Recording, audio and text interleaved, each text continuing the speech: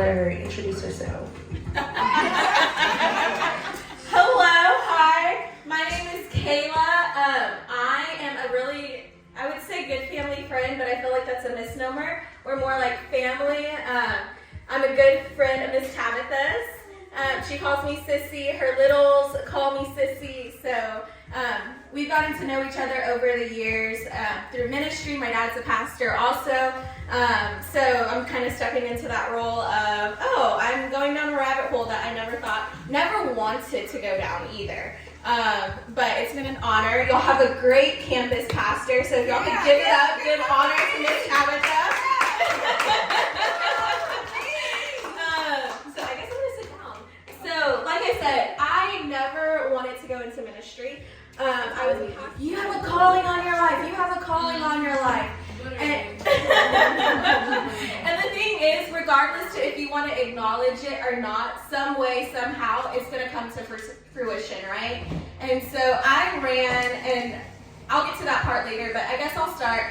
I went to school at Lamar University, Peckham Cards. I graduated 2019 with a BS in psychology, right?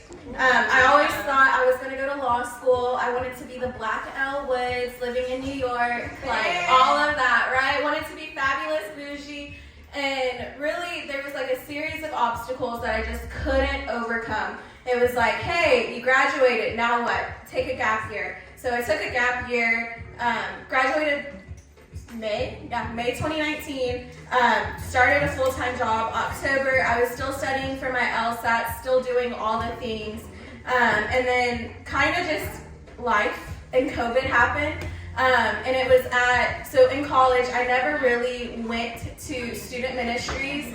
I grew up in the church, but then when I went off to college, I decided to act a fool, did not want to be in church.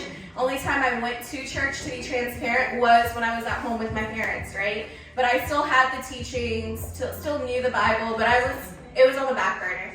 And so 2020 had really brought the worst out in all of us, right? We remember that year. Some of y'all probably know, were any of y'all in college in 2020? Yeah. Okay, so y'all might have been in high school. Y'all were there when the world like literally shut down. Y'all had to go from in-person schooling to at home. So January 2020, I had a friend who tragically died. It was the day after the LSU game, and I just remember that pit feeling in my stomach, and it was like, God, why would you do this? And this is the first time I actually questioned God. Like, God, why would you do this? Because I grew up all my life. I have a twin sister who passed when I was 4 from cancer. So you're talking about when I was 4 years old, as a 4-year-old, experiencing trauma, experiencing death, right? So you grew up understanding death, but then suddenly someone who was close to me, you're here enjoying the game 1 minute, the next minute, I'm getting a text saying, hey, Tim died. And I'm like, what? Like, no way. Like, no.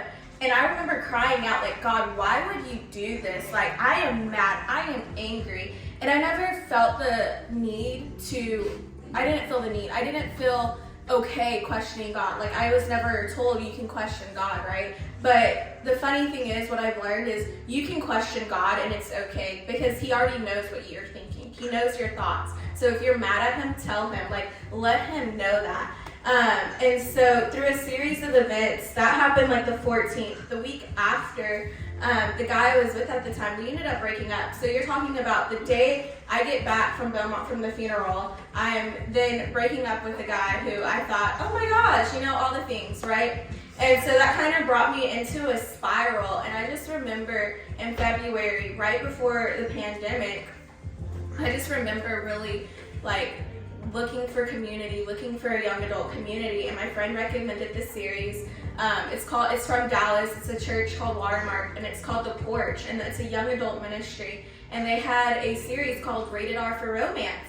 And I started just really like diving into it. I think I binged the series in a day because it was so good, but it was what I was missing. I was missing the community in my life. I was missing church. Like, I went to church, but it was to check off a box. It was the religious aspect of it. It wasn't, I was going to feel my faith. I was going because, oh, you're the pastor's daughter. Like, you're kind of expected to be here. You kind of wear all the hats. Like, all the pressures you're putting on, like, the congregation would put on you, right? And that's kind of what I enjoyed of not being in the church is, hey, I don't have to do this.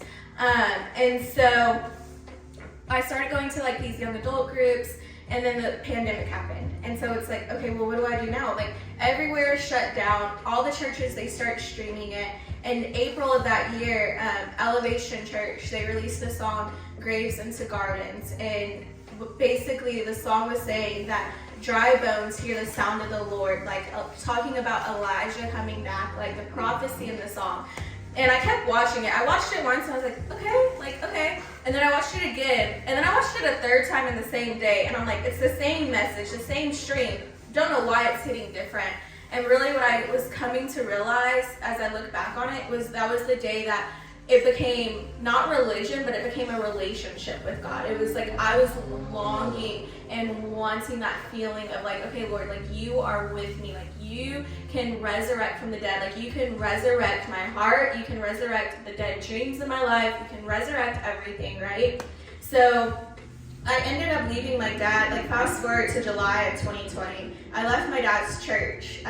Our youth pastor and worship leader, really great family friends. They called me their second daughter. And so they told me they left my dad's church. And I was like, oh, okay, so y'all are leaving. I'm still here. I'm only here because y'all are here kind of thing. Like, because we're so, like, it was so sweet in that season to like get to do things with them and like help them with everything they needed. And so when they left, I really felt the need to say like, okay, well, I need to find my faith for myself. And so I didn't leave my dad's church immediately, but I want to say it was like October, November of that year, I really started looking for my own church. And then Stephen Furtick, Elevation Podcast, they came out with saying, like the pastor there was based in Houston, guest pastoring. And so I listened to it, I was like, oh, he's really good. And I was like, I wonder where his church is. Didn't know it was in Houston. And so then I ended up, after finding out he was in Houston, started listening to all his podcasts, came to his church. And so we do this thing called At the Movies in November. And so the heart behind At the Movies is we bring people who are far away from Christ into the church setting by using a movie. So we pull out biblical truths from secular movies. And so I was watching it online and then they stopped it. I was like, why are y'all stopping it? And so it made me go to church for the first time, where I was like willingly like, oh my gosh, it's 9:30, church starts at 11. Like, let me get on clothes, let me run out the door, right? And so I say all that to say it. That was November of 2020. I'm still at that church. I still love my church. I go to Hope City. We have 3 campuses. I'm at the broadcast location. But so I joined the church, left my dad's church, joined the church, and then through all of that, it's been a series of God really just pruning my heart. Like everything I thought I knew growing up, he's showing it to me in a new revelation, in a new way. And so even though I joined a new church and I was doing all the right things, like there was still sin in my life. Like I was still in a relationship that was no good, right? Like I was still 1 foot in, 1 foot out, trying to hide who I was. And my friends, we all laugh about it now, but in that season, it was like you see me with him and it's like a dark cloud was over me, right? And then you see me and I'm not with him and it's like I'm joyous, I'm bubbly, I'm like everything but dark and depressed, right? And so that really stunted my growth because it was living up to the expectations of people. And during that time, I'm still trying to pursue going to law school. I'm still trying to do all the things. I was getting my master's of legal studies at the time. So I really was hard pressed of I'm never doing ministry. Still in that same headset, like I am never doing. When I tell y'all I said it all the time, I said it all the time. And so I'm getting my master's, and my dad is still saying, you're going to go to ministry. I don't know why you're avoiding it. And it just got to the point where I would tell him, I hear it and I receive it. And I would walk away because I didn't want to hear it and I didn't want to receive it. I didn't want to accept that. I didn't want to be a pastor. But what I learned and what was stunting my growth was just because you're called, just because someone's saying, hey, you have a calling in ministry, doesn't necessarily mean that it's going to be on a stage. It doesn't necessarily mean that you're called to be a pastor. It may mean you're a kids director. It may mean you're a youth director. It may mean you have a heart for missions, a heart for serving people. It doesn't mean that you have to be the lead pastor giving messages every week. And that's what I didn't realize. And so fast forward to September of 2021, I got let go of my company the 31st, I want to say, of August, and I was going to this conference for Labor Day weekend. And what God kept saying, he was like, surrender, surrender, surrender. At the time, looking back, it should have been the relationship I was in. Did not do that. I chose the legal career, right? Because that's where I really felt like this shift in my, like the tug of, hey, this isn't working out, but I'm still trying to hold on to it. Nothing is working. Every time I applied for law school, it was like, hey, you got in, but you're going to be on a wait list. Or, hey, sorry, try again next year. Or it would be the LSAT score would be just 1 point under what I really wanted. And I didn't realize why all of those doors were closing. And so I decided to let go of my legal career. Well, then, wanting to pick it back up, November, there came this role at a major law firm. And, it was, for me, it was all about your title, it was just the prestigiousness, right? And so I ended up getting the job. I started February of 2022, and I thought that's what, okay, God, you're telling me not to be a lawyer, but you didn't say I couldn't work in a legal field. So, I'm going to go and pursue this. And so really what it had come down to was he didn't call me to that job either. I kept feeling this uncomfort. You were good, but you weren't good enough.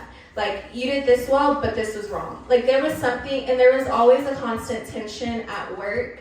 And what really, towards the end of that job, it really came down to my mental health. It came down to I wasn't eating, I wasn't sleeping right, I was always stressed out, I was miserable. And it's because I wasn't walking in my purpose.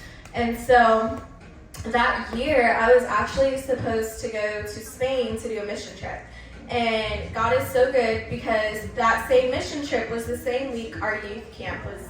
And so, long story short, our flights got messed up for the mission trip, so we weren't able to go. And so we had to cancel the entire trip. And I was like, oh my gosh, why is this happening? Getting to go do mission work in Spain would have been so cool. But what I didn't see in the moment was God was aligning things for me to start serving in youth ministry. And so May of that year, we relaunched our youth ministry. And so I had started serving weekly. They were like, you can do every other week. And I'm like, no, I want to be here every week. Because the thing is, having consistent leaders in young kids' lives matter. It matters that y'all have a campus pastor like Pastor Tabitha, Pastor Herb, who are here weekly, who are investing in you because they see the fruit of that investment in your life. And so not getting to go to Spain, I ended up getting to go to our youth camp. And after I got back from that youth camp, it literally marked me. And I loved youth camp as a kid. I went to Lakeview. I was that kid on day 5 who was crying because I didn't want to go home. Because I would live on those summer camp highs. I was living on those summer camp highs because I didn't have community. And so getting to be with my youth kiddos during that week, it was like, wow. And then I started realizing where I wanted to be more was at the church. It was in the youth ministry. It was with the kids. That was my passion. And what God was revealing, because I joke and said I went back to school because I didn't want to pay back my first student loans for my master's. And so I was getting an MBA, and I was like, I don't want to do this. I don't want to be in the business world. The things in my heart were, hey, when I graduate, when I have a family, I'm going to live in New York. I'm never going to have kids. It's just going to be me. I'm going to be that rich aunt who just comes in for Thanksgiving and spoils her kids, right?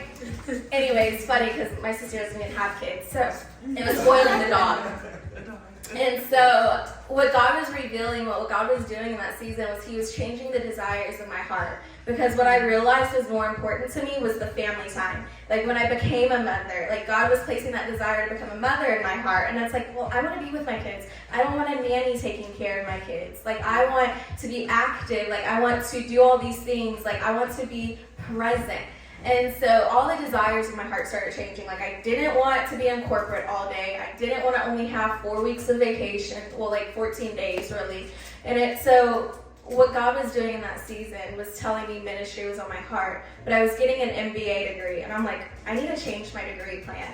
And I think I told everyone but my dad that I was changing my master's to an MDiv because I didn't want to tell him and hear his mouth. But then he was like, when I did tell him, he was like, yeah, I knew this all along, like this would happen, right? Because when your calling is on your life, no matter how hard you want to run, it's going to be revealed in time. Whether you run 1 year, whether you run 20 years, like eventually you're going to get to the point when God is wanting to do something, he will do every means possible to get you to surrender and realize what's going on. And so that kind of brings me to, I left that job. And I was like, well, what next? Like, I had told my youth pastors at the time, like, hey, like, I'm considering ministry. And they're like, and they asked me all the questions, and they were like, well, why are you doing this? And I was like, because this is where I feel my heart is. And our youth pastor at the time told me, Kayla, you're going to be on a stage one day giving a message. And I laughed at him, and I said, haha, you're funny. Yeah, right. No, I'm not. And then when I told him I wanted to go to ministry, he said, I told you. And so it was just confirmation that they wanted me to get to the point of realizing this is what I wanted to do, and not because this has been forced upon me, because this is what everyone says about me, this is what I want to do out of my own pure will. But the tension was, there was no jobs on our youth team. And so it really became a conversation I had with the Lord. Lord, where are you wanting me? And what he was telling me was, just wait. Be patient, which I'm not the best at. Like, I hate waiting. I hate being patient. But all good things come to those who wait, right? And so it really became something that I looked at and I said, you know what? I want to serve God, and it's not going to be about the paycheck, because I didn't want to just jump into any job, because I could have went to any church that had an opening, applied, got the job. I could have used my connections that through my God. Like, I could have gotten to ministry if I really wanted to.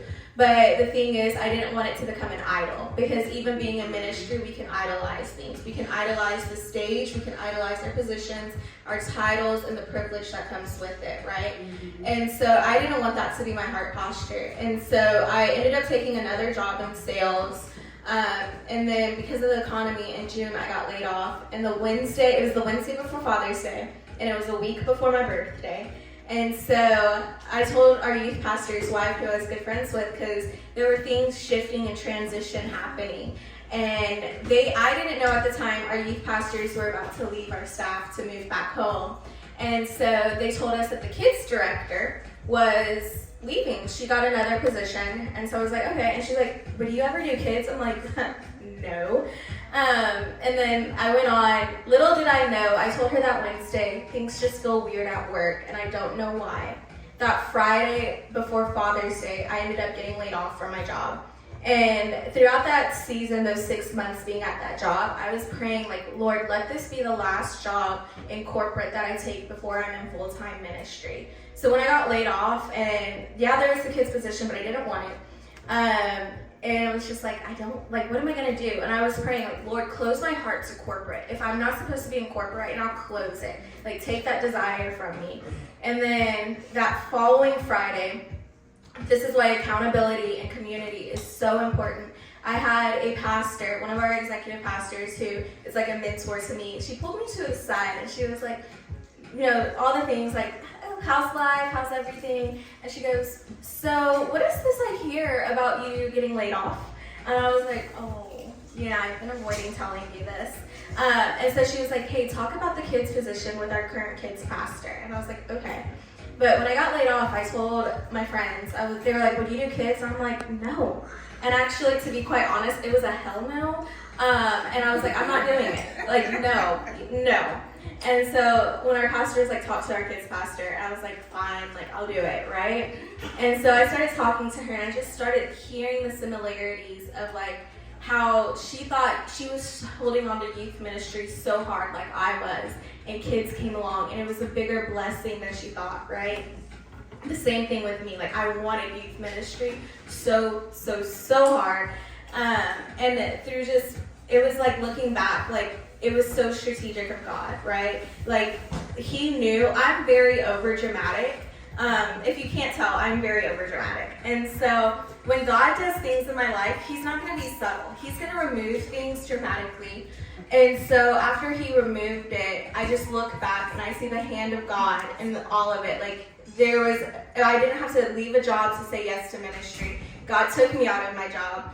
There was the same week that I got laid off was the same week there was the old pastor was in put her notice in. And so it was just like strategic of God. So I say all that to say, I'm now in full-time ministry and I love it and it's great. So you might not want to realize your calling, you might think it's business, but it's on your life. If you feel it, then it's one of those things of try to see what it's about, try other things, get involved, and don't just run from it. Try to see what there is for you.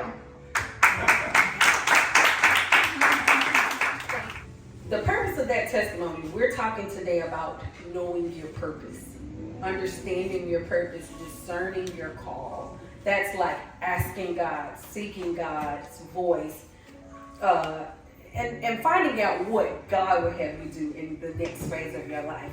See, when we try to figure it out ourselves, I'm a witness, we sometimes we end up in positions that we really don't care about, on jobs that we just really don't feel passionate about, when all we had to do in the first place, looking back, like if I would have just fell on my face and said, Lord, how do you want to use me after graduation? I could have saved myself a whole lot of trouble. So much trouble. But it was the journey. There was a learning process. So what we hope that you all will get from this testimony and take away from our time here together is what it means to really discover your purpose. And it doesn't always have to be ministry. Of course, Pastor Tabitha would love to see you use your gifts for the Lord, however that looks. But Kayla wanted to be a lawyer. But I knew, and everyone in the world around her knew, that she was going to be plugged in some kind of way in ministry. So I'm going to pass the microphone over to Lainey. She has some questions.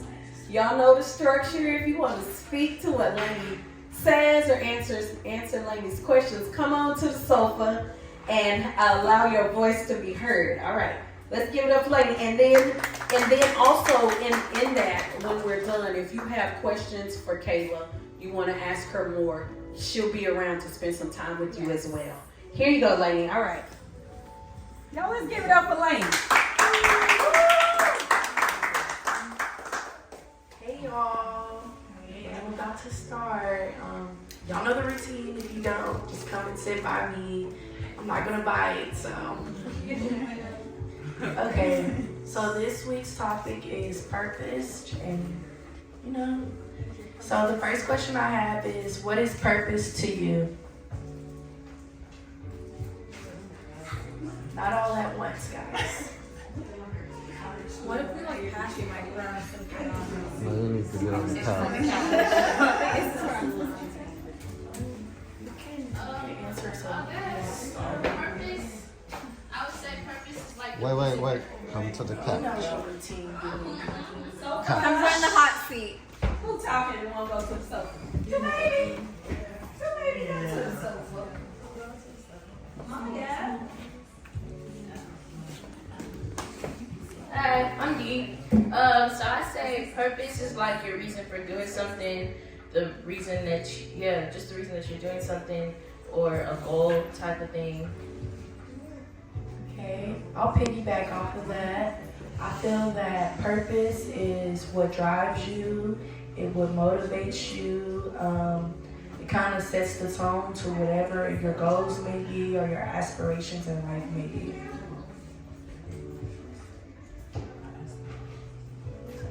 Okay. All right, my next question is, how do you know you're not in your purpose? Yeah, how do you know you're not in your, like you're not doing what you're supposed to do, or maybe, you're, okay. You can be right. I know.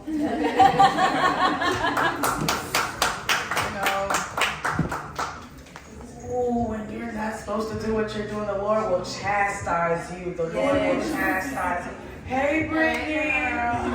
Yeah, the Lord will chastise you, and you will know. And if you get chastised and you go again, He'll chastise you again and again and again. And if you keep going, He'll turn you to your reprobated mind. So that's what I know.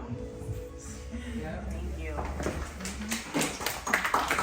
Anybody else? Okay, okay. I'll try this one. I can speak a lot on this question, but something I heard the other day was when we're doing things in our own strength and we're not inviting God into it, it's never going to work. When things are made by man, but when they are God ordained and you're living in your purpose, you're going to see things come to life. You're going to see things succeed. You're going to start seeing open doors and not, God, why is every door closing? Why is this not happening? So I kind of think that's how you know you're not in your purpose, is when you keep getting no after no. And maybe it's just a waiting season, but in that waiting season, and that God, what are you doing season, it's like a season where you get to really evaluate, are you in your purpose? Are you trying to force something that's never meant for you to hold? Because what we say at church all the time is, when you're holding on to things, we live with an open door policy, an open-handed policy, right? So it's like, Lord, would you remove whatever is in my hand that I'm trying to hold on to, that you're supposed to hold on to? And then we can see that we're in what we're trying to come to pass, what we're trying to see, what we're trying to pray for. We can start seeing the hand of God when we start living open-handedly. She just gave y'all the word. Okay. And my third question is, what do you think God's purpose is for you in your life?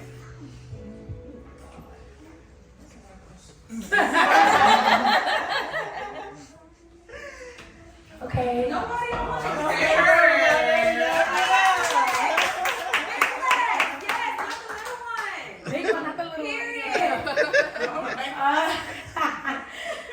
My purpose in life. I feel like my purpose is to serve people. Like I do know that. Like I don't know. Like I love helping people. Helping people really makes me happy. Like anything I do, if I'm helping them, is like, I don't know, that brings joy to my heart. And which is why, like, I remember like working in the children camps like last summer and this summer. I was like, oh my gosh, like I like kids. I like helping, like, and even advising people. Like I remember I didn't know what I wanted to do for a long time in life. And then I'm like asking myself, like, what should I do? Like, what do y'all see me good at? They like you're like helpful, you're understanding, you give great advice, you should be a counselor. And I was like, really? I'm like, okay, I can like do that. Like, so like I have my purpose really to serve people and like bring people closer to God and make people feel okay and welcome and comfortable in their own selves and still, you know, be in a living atmosphere with God as well. So yes, my purpose. I want to answer. Hi, everyone. Like, oops, let me fix that. So, let me tell y'all, your life's purpose is what burns deeply in your heart. That's a good way to think about it. What are you passionate about? The last time we had this conversation last semester, I believe one of the questions were, what was it? Help me out, Hakeem. It was about if money wasn't a factor, what would you do? And we realized that a lot of students were in college wanting to do things that they thought would just bring them the money in, and how so many people could make the six figures but not have the peace or the joy. And so what I tell young people, what tugs at your heart? And I talk about where your passion meets your purpose. I want to do something that I'm passionate about. I want to do something that God wants me to do. And so for me, I had a hard time understanding my purpose too, because I went through my young adult years just trying to get by. So when I shared with the guys, they were like, Pastor Tabitha, you want to go to the gun range? Do you even know how to shoot a gun? And I said, yeah, I had an assault rifle on my back for 8 hours a day on a prison picket. And they couldn't believe it. They were like, what? You worked where? I did that because it was easy money, but I used it as a stepping stool. And when I figured out what it is God wanted me to do, when I finally figured it out, I got up and did it. Yeah. So me finishing college was back in the day when we had the card, when we had the catalog. Sorry, Lisa, you remember that? Over at UNH. I ain't gonna say what year because she's 25, but you used to open that catalog and see your degree plan and find out what classes was required of you. It was a book. That's how you register for class. And I opened that catalog and I said, I closed my eyes and I flipped the book and said, wherever it lands, that will be my major. Because I was tired of college. Guess what? It landed on sociology. I majored in sociology. I had been in school so long, frustrated, going round and round. Health major, didn't like that. Psych major, didn't like that. Amen. Everything but education. I don't want to go into the school and teach nobody bad kids. Trying to figure it out, and nothing worked. Guess what I was doing the whole time, Kayla? The wrong thing. Working at the church as a volunteer youth director. And somebody said to me, it is obvious you have gifts and graces to ministry with young people. And wow, let me show you how you can make a living doing that. It's what's in your heart? What are you passionate about? Thank you for your time. Next question. I'll kind of add on to that because I come from corporate, right? I wasn't in it long, but I got to see the attorneys who were slaving 80 plus hours a week. They were making the six figures. They were making good money, but they were miserable. They were unhappy. And what they did was they were probably just doing it because they were accustomed to a lifestyle. And I was like, well, what else? They had never explored any other opportunity. So I challenge y'all, while y'all are in college, if you were in a major that you're doing because your parents tell you to, or because you don't want to, you're too close to graduating and you don't want to start over, do it now while you are young, so you're not 20 years down the road thinking, I wish I would have done that, right? Because I look back at my undergrad days and I'm like, I wish I would have changed my major from psychology. I wish I was in the church in college, so I would have found my passion sooner, so I wouldn't have had to gone through a degree that I don't use, 2 degrees I don't use, and all this other time. Like, just explore other options, explore what's out there. Great. All right. You ready, Lane? Yes. Okay, my next question is, does your purpose and God's purpose align? Ooh, that's good. Somebody come help me off the couch. Take my spot. Does your purpose and God's purpose align? Y'all don't be scared. I think Brittany should go. Come on, Brittany! Come on, girl. What's up, Brittany?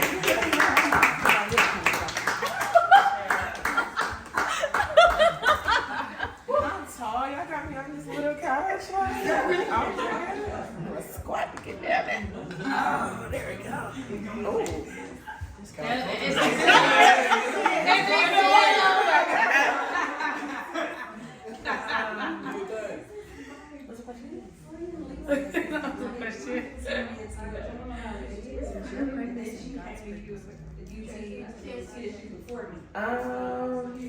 Is my purpose and God's purpose align? Yes. I feel like God doesn't just have like, okay, yes, you have your ultimate purpose, but I feel like you go through seasons where there's some purpose there, some like little sprouts of it. So I feel like right now my purpose aligns with His. The overarching purpose, I don't know what it is. I feel like it's to work with children, to work with juveniles. I feel like that's what it is. But I want to go to law school and I want to work for the Texas legislature. So I don't know. Come talk to me after, because I can really change your mind real quick. Like, I'm already going to have an MS. I want a JD. So I don't know. I could just be fulfilling a more vain purpose of having all that education, all those letters behind me.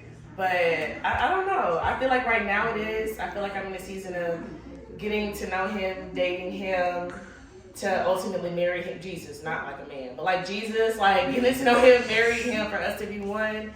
And then like, I don't know, but I feel like right now it is, for sure.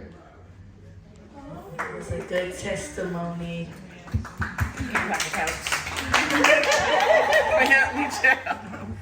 Thank you.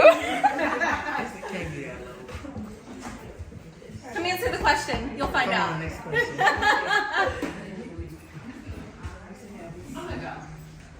You want to answer the same way? Yeah. Okay.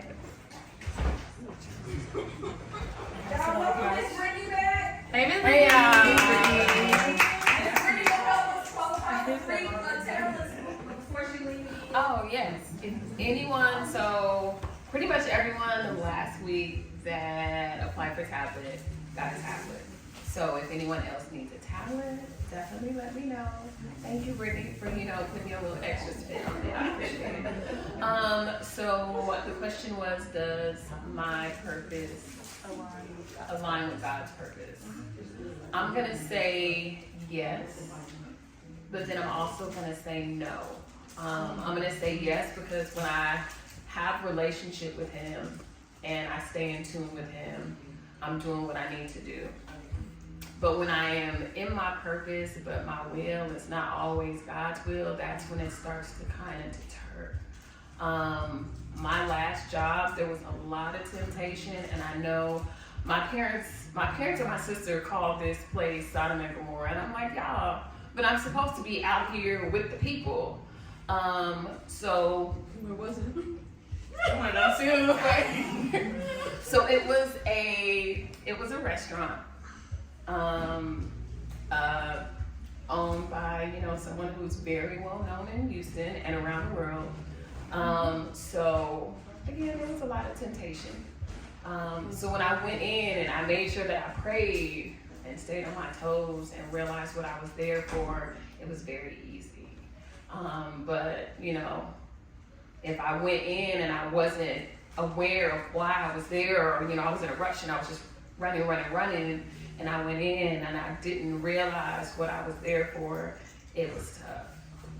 So I think it's just important that when you are living in your purpose and you're working in your purpose, to stay in tune with God so you don't get deterred from temptation or anything else.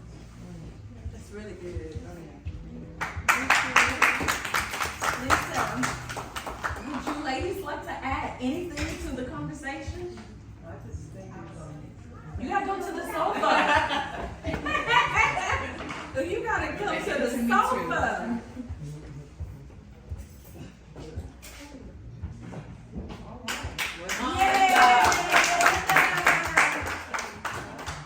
I just think this is wonderful, and I wish we had a forum like this many moons ago when I was growing up. But and really, congratulations to you. I know the church you're talking about, and I listen to him also. He's a wonderful pastor. Thank you. But each and every one of you, I just know how privileged you are to have a forum like this, and people that are open, and this open concept of where you've been and how you ultimately ended up where you are. I'm at a point now where I'm retired, so but I did spend a lot of years babbling around, starting in social or just many things. Okay, I even work for one of those great agencies, Central Intelligence. If y'all ever heard of that? Okay, and ended up in another position that I was kind of passionate about in healthcare, risk management, and that's where I retired from because I got to help people, and I got to make sure that things around a healthcare setting was safe, and that we avoided risk legal events. So that was my passion, and being around and associating with good people. Good people are not hard to find. Right. Okay, we compromise a lot in our lives, but good people are not hard to find. Just look around you. Everyone in here has a heart and a passion for something, and right now you're just trying to discover it, and it's okay, because we all have go on that path, that rugged path. Yes. But I'm privileged to be here among such wonderful young people. If y'all need a helping hand or anything like that, I'll give my number to Miss Tabitha as well, to just have someone to lean on or to talk to during the day. Give me a call. Right now, my job is just traveling. So, Yes. I love it.